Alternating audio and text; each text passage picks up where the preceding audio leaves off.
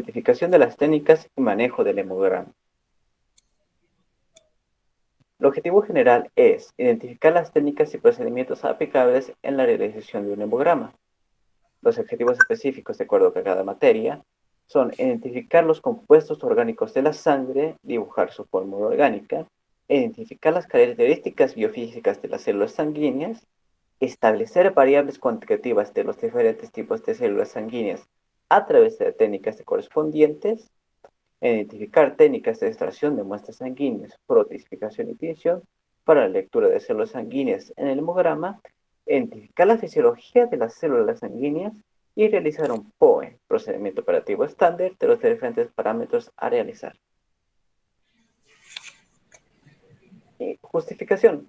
Se realiza con el propósito de que los estudiantes de Unifrance conozcan el procedimiento y la realización de técnicas del hemograma, identificando la importancia, la utilidad y los de presentes compuestos en la sangre, que permiten un buen funcionamiento en el ser humano y todo el organismo vivo.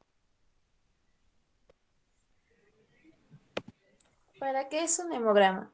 Este determina el número de células sanguíneas que tenemos, como los glóbulos rojos, los glóbulos blancos y las plaquetas. ¿Sabías que existen 6 tipos de hemograma, los cuales se realizan por métodos manuales o electrónicos? La siguiente, por favor. La sangre es un tejido conectivo líquido que tiene su color característico de rojo y que contiene la proteína hemoglobínica que se encuentra en los glóbulos rojos. Estos viven 120 días y tienen una forma de disco bicóncavo. Sus funciones son el transporte de oxígeno que va desde los pulmones hacia los tejidos, el transporte de dióxido de carbono que va desde los tejidos hacia los pulmones y la regulación del pH sanguíneo mediante la histidina. El eritograma es el análisis cuantitativo y cualitativo de los parámetros relacionados con los eritrocitos en la sangre periférica. La serie roja valora el estado de algunas enfermedades. Estos valores son según el género y de hombre o mujer. Siguiente, por favor. Los glóbulos blancos. Estos se clasifican en agranulados y granulados. Los agranulados son los monocitos y los linfocitos que producen anticuerpos. Y los agranulados, que son los basófilos, los neutrófilos y los eosinófilos, que fagocitan microorganismos. El leucograma es el análisis cuantitativo y cualitativo de los glóbulos blancos. La serie blanca mide en números totales o porcentajes, sin embargo, no de acuerdo a los géneros. Siguiente, por favor. Las plaquetas tienen un tamaño diminuto y la forma de un óvalo sin núcleo. Viven de 9 a 12 días y su función es la contención de contener el sangrado. Cuando te haces una herida, las plaquetas se acumulan formando un tapón, un parche alrededor de la herida, parando el sangrado. Cuando se valora a los pacientes, las plaquetas, el tiempo de tromboplastina activado, el tiempo de protrombina y el fibrinógeno. El fibrinógeno forma una malla sobre las plaquetas para formar un coágulo. Los valores de referencia son una guía para el laboratorio y estos varían de acuerdo al sexo, a la edad y al lugar donde habita.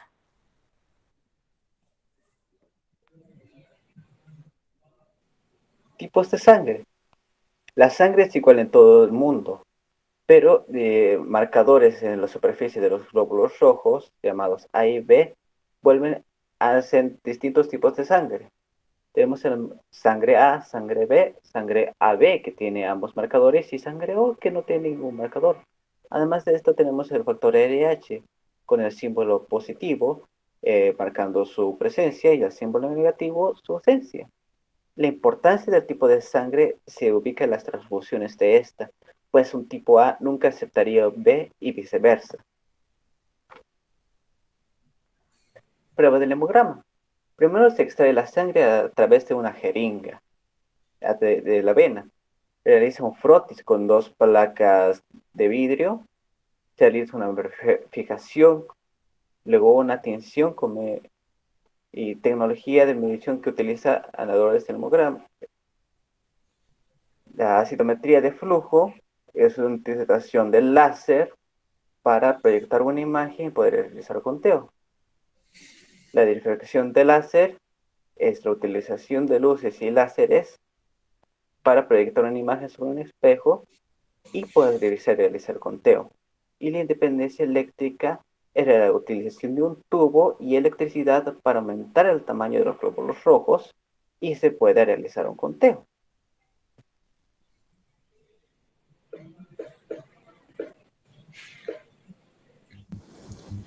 Componentes orgánicos de la sangre.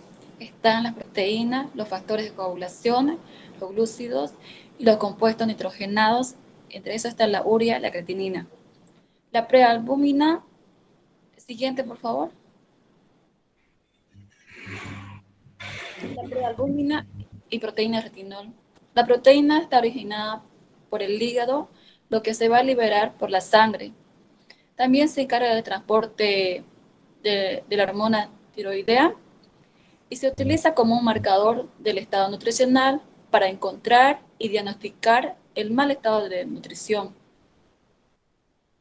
La albúmina es una proteína simétrica que tiene un peso de 60.000 a 69.000 y se constituye entre unos 50 a 60%, es altamente soluble, se va a sintetizar en el hígado y va a permanecer en la circulación de los tejidos.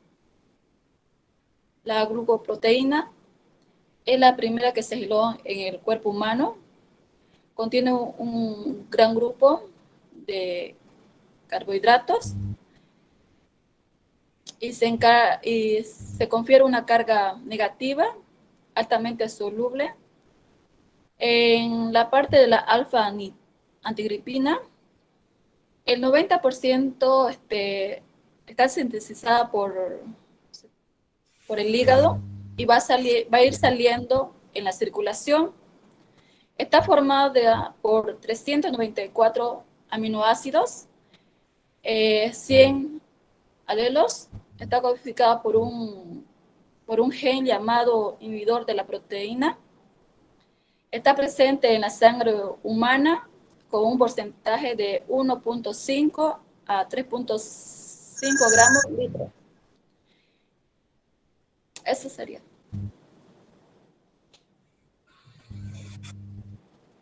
Muy bien, la alfa-2 macroglobulina es una proteína que se sintetiza en el hígado, inhibe la acción de proteasas, actúa como factor en los factores de coagulación y participa en el transporte del zinc.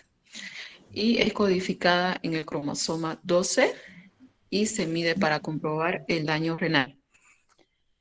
La ceruloplasmina es una enzima de tipo ferroxidasa que se encarga de transportar el 90% del cobre plasmático y también modula la angiogénesis, que es el proceso de la creación de los vasos sanguíneos, protege frente al estrés oxidativo, es una proteína plasmática con un peso aproximado de 151 kilodaltons y se sintetiza con 6 átomos de cobre por molécula con alta afinidad. La siguiente diapositiva. La transferrina. La transferrina es una proteína transportadora del hierro férrico y se encarga también de la absorción en el intestino, ¿no?, del hierro y también de otros metales que se encuentran en el plasma. Tiene una forma elipsoidal y un peso aproximado de 70.000 a 95.000 kilodaltons y es una glucoproteína formada por una cadena simple de polipéptidos que se unen, que tienen como dos uniones de sitios activos para que se puedan unir el hierro. La beta-2 microglobulina es una proteína de bajo peso molecular que se encuentra en la superficie de la membrana plasmática y lo que hace es que se encarga, las células liberan esa proteína hacia la sangre. ¿no? Y nos da como señales de que hubiera un tumor en caso de que haya demasiada concentración de la beta 2 microglobulina. Eso sería. La proteína C reactiva es la proteína sensible a procesos inflamatorios, no glicolizada, producida por el hígado. La proteína C se ha detectado en una amplia variedad de enfermedades como infecciones bacterianas agudas, enfermedades inflamatorias, diversos procesos neoplásicos. Su función es unir una gran cantidad de sustancias endógenas y exógenas y su remoción en la sangre y los tejidos. Esto nos quiere decir que es un proceso por el que se enmarca en un patógeno para su ingestión y destrucción por un fagocito. La inmunoglobulina son importantes porque tienen gran comunicación con nuestro sistema inmunitario y nuestro sistema nervioso, la coagulación y el sistema circulatorio. Son proteínas de acción defensiva reactivas con antígenos.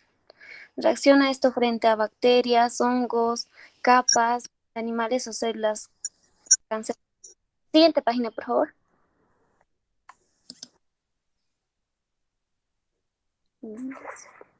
En la sangre podemos encontrar inmunoglobulina A. Esto protege a la superficie del cuerpo y lo podemos encontrar en la nariz, las vías respiratorias, el tubo digestivo, los oídos, los ojos y la vagina. También lo podemos encontrar en la saliva y las lágrimas y la sangre. La inmunoglobulina G, esto combate infecciones bacterianas y virales. Esto nos quiere decir que lo podemos encontrar en líquidos del cuerpo. Es capaz de unirse a los receptores en superficie de células sanguíneas. Y la inmunoglobulina M, estos son anticuerpos muy grandes encontrados en la sangre y en el líquido linfático. Son como el primer tipo de anticuerpos producidos en respuesta de una infección. La aptoglobulina es una proteína alfa-2 glicoproteína de fase aguda junto a la hemopexina y transferina que es sintetizada en el hígado. Se une a una hemoglobina de una hemólisis marcada formando un complejo aptoglobulina hemoglobina estable. La aptoglobulina puede unir oxihemoglobina, metaglobulina y también cadenas de hemoglobina, dímeros de alfa y beta y hemoglobina H sin hemo. Siguiente, por favor.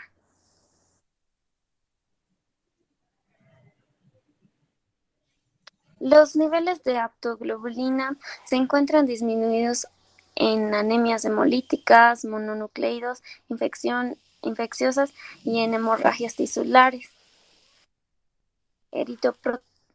Eritropoyetina es la proteína endógena producida en las células yuxtatubulares del riñón y en el macrófagos. Su función es estimular las células progenitoras eritroideas que aceleran el proceso de división y diferenciación. Se transportan a la médula ósea donde ejerce su función, estimulando así la producción de hematíes.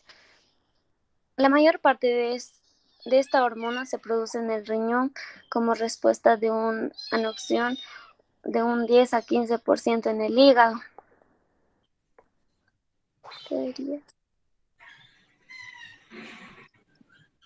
La hemopexina es una proteína sérica específicamente que transporta, siendo el principal mecanismo para transportar y eliminar el grupo hemo del plasma. El compuesto nitrogenado es la urea y la creatina. Estos normalmente miden la concentración de urea y creatina en el suero para determinar la función glomerular. La urea es un compuesto químico cristalino e incoloro que se encuentra en mayor proporción en el sudor y en la orina y en el material fecal. Esto se compone por la fracción de nitrógeno no proteico, y esto es muy importante en la mayoría de los líquidos biológicos. La concentración de la urea en sangre oscila entre el 10 y 40 miligramos de decilitro, y eso es equivalente a 1.7 hasta 6,7 mol litro, y esto que resbala el límite superior cuando se ha perdido más del 50% de función renal. La creatina se da en forma endógena a partir de la creatina y el creatinfosfato, que esto surge en un proceso muscular eliminada por los riñones mediante la filtración glomerular. Los factores de coagulación, estos empiezan a aparecer entre los 15 a 20 segundos en el traumatismo de la pared vascular, y ha sido gravemente cuando en el minuto 1 o en el minuto 2 del traumatismo ha sido menor. El mecanismo de coagulación de la sangre es primero en respuesta de la ruptura del vaso o una lesión propia de la sangre. 2. El activador de la protrombina cataliza en la conversión de la protrombina en trombina. 3. La trombina actúa como una enzima para convertir el fibrinógeno en fibras, y esto está en su pared de la red de las plaquetas. Las enfermedades de la sangre, esto ocurre por la alteración de la cantidad de los glóbulos rojos y los glóbulos blancos de las plaquetas. Estas pueden causar enfermedades hematológicas, como pueden ser la anemia, es la disminución de la concentración de la hemoglobina en sangre causadas por diversas faltas más común por el hierro. La anemia puede ser temporal o prolongada en tiempos. Esto se puede depender por diversos factores como la edad, el sexo y las condiciones ambientales y los hábitos alimentarios. Segundo, el derrame ocular puede aparecer tras el traumatismo o sin razón aparente del derrame, que esto puede producirse por distintas partes del ojo. Esto también puede ocupar los espacios del iris y la córnea. Va a exponer mi compañera. Enfermedad de Kawasaki es una enfermedad autoinmune que ataca a los vasos sanguíneos, específicamente a las paredes de las arterias coronarias. Esto va a provocar que éstas se obstruyan o exista la inflamación, y va a provocar fiebre, sarpullido, descamación, inflamación en los ganglios linfáticos, hinchazón en las palmas y plantas de los pies. La hemacromatosis se debe a una mutación en el gen de una proteína que se encarga de controlar la cantidad de hierro a ingerir. A causa de esto se va a poder evidenciar la acumulación de hierro en la sangre, dañando en las articulaciones, al corazón, al hígado y al cerebro. Se va a poder evidenciar la generación de radicales libres. La hemorragia nasal se debe a que en esta área se encuentra el área de Kesselbach, es un área muy irrigada. Se puede producir gracias a una enfermedad, ya sea la presión arterial, o cuando nos raspamos la nariz puede producir la ruptura de uno de estos vasos sanguíneos. Siguiente, por favor. La hemofilia igual es a causa de una mutación genética en la cual la coagulación sanguínea es anormal. Los factores de coagulación van a fallar, y a causa de esto va a ocurrir hemorragias tanto internas como externas. La leucemia se puede dar en dos células, mieloides y los linfocitos.